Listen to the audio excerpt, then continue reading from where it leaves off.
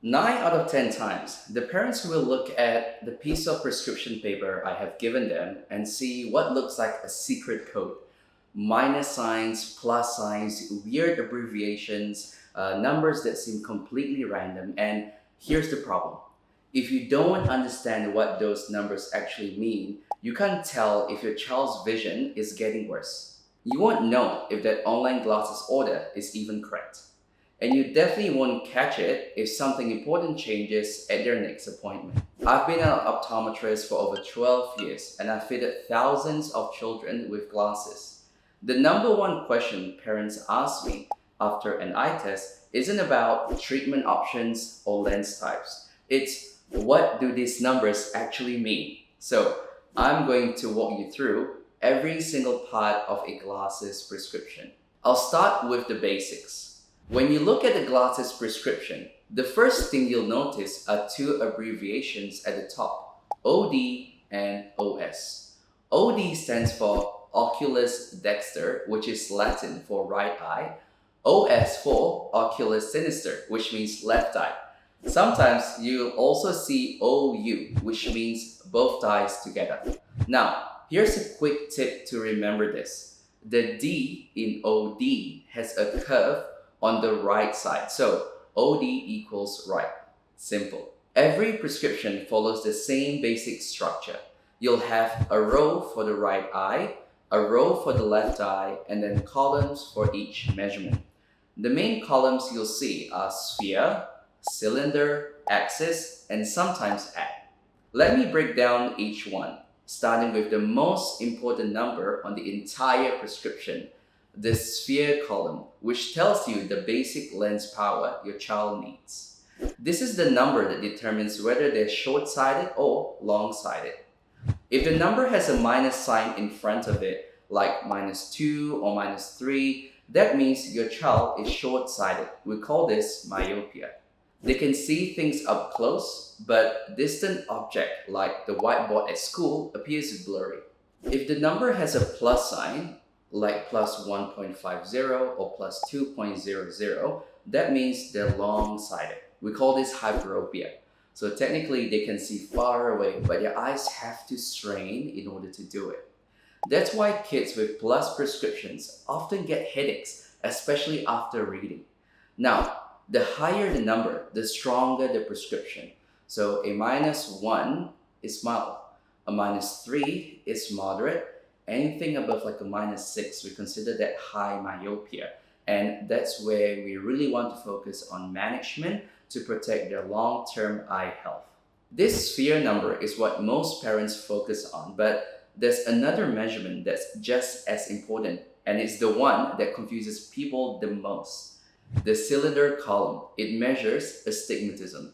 And before you worry, astigmatism is incredibly common. Most people have at least a little bit of it. So, what is it exactly? Think of the cornea as like perfectly round, like a basketball. Light enters evenly from all directions and focuses on one single point. Now, think of the cornea with astigmatism like a rugby ball or an egg. It's more curved on one direction than the other. Because of this uneven shape, light focuses on two different points instead of just one. That's what causes the blur and sometimes that streaky, glary vision, especially at night when looking at headlights of a car. The cylinder number tells us how much correction is needed to fix that uneven curvature. Just like a sphere, it can be written as a minus or a plus depending on the format that the optometrist uses. If you see DS written in cylinder column, that stands for diopter sphere, and it simply means there's no astigmatism. Your child just needs the sphere correction and nothing else. Now, the cylinder never travels alone. It always comes with a partner called the axis. The axis tells the lab exactly how to position the astigmatism correction in the lens. Because remember, astigmatism isn't just about how much correction you need, it's about where the correction needs to sit. Think of it like a protractor from school.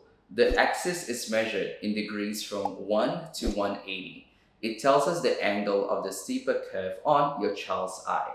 If the axis is at 90 degrees, the correction sits vertically. If it sits at 180, it sits horizontally. And it can be anywhere in between. Here's why this matters. If the lab gets the axis wrong by even 10 or 15 degrees, your child's vision will be blurry even though the prescription strength is technically correct. The lens power is right, but it's pointing in the wrong direction. So, when you're checking a prescription, always make sure the axis number matches what the optometrist wrote. It's one of the most common errors in online glasses orders. Now, here's something that confuses a lot of parents. Sometimes you'll see the cylinder written as a minus number and other times a plus number. Don't panic. These doesn't mean the prescription are different. Here in Australia and most part of Asia, we write cylinder in the minus form. In the US and some other countries, they use the plus form in just a different way of expressing the same correction. Think of it like Celsius versus Fahrenheit. The temperature is the same, we're just measuring it differently. If you ever need to convert between the two, the optometrist can do that for you. The next column you might see is called add or addition. This one is most commonly relevant for adults, but I'm including it because some children do need it. The add power is extra magnification for reading and close-up work. As we get older, usually around 40, the lens inside our eyes become less flexible and it can't focus up close as easily anymore. That's where people suddenly need reading glasses even if they've had perfect vision their whole life. The add is always a plus number and usually somewhere between plus 0.75 and a plus 2.5. The higher the add, the more help you need for near vision. Now, here's where it relates to kids. Some kids have what we call accommodation fatigue. Their focusing system gets tired easily, especially with lots of screen time or reading. In these cases, we might prescribe a small add power to help their eyes relax during close work. If your child's prescription has an add, it usually means they'll be wearing multifocal lenses, either progressives or bifocals, depending on their age and needs. Occasionally, you'll see a section for prism on a prescription.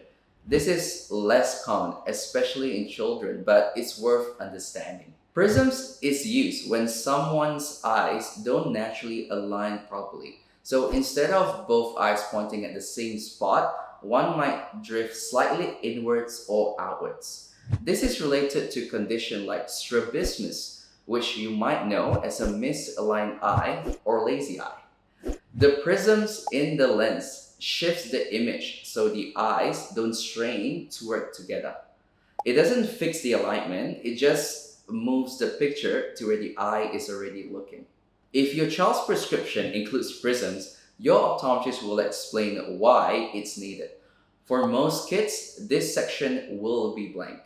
The last thing parents often ask about is the PD or pupillary distance. And here's the thing, it's usually not on the prescription at all. PD is the distance between your child's two pupils measured in millimeters. It's essential for making glasses because the optical center of each lens needs to line up with the center of each eye. The PD isn't part of the clinical prescription, it's a fitting measurement. That's why optometrists don't always include it. When you buy glasses in person, the optician measures it for you right there. If you're buying glasses online, you'll need to request the PD separately or measure it yourself. But here's my honest advice, especially for children. I recommend getting glasses fitted in person. If the PD is off, your child can end up with headaches, eye strain, and blurry vision, even though the prescription itself is perfect. So now you can pick up any glasses prescription and understand exactly what you're looking at. The sphere, the cylinder, the axis, even the parts that used to look like a foreign language. But understanding the prescription is just one piece of protecting your child's vision. What they eat every single day can actually make a measurable difference to their eye health. In this next video, I'm going to show you 3 specific foods that research shows can help protect your child's eyes and most families aren't eating nearly enough of them.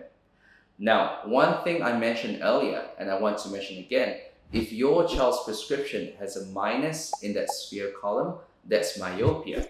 And if that number keeps climbing up every year, -2 becomes -3, -3 then becomes -4, that's not just about needing stronger glasses. That's their eye physically growing longer, which increases the risk of serious conditions later in life. The good news is we can actually slow down progression, and I break down exactly how in this video right here. If you found this helpful and want to connect with other parents navigating their kids' eye health, I've got a community called the Healthy Kids Community where we talk about vision care, screen time, sleep, and more. The link is in the description down below.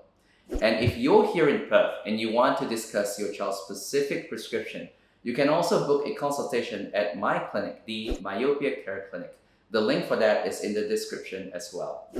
See you next time. Bye-bye.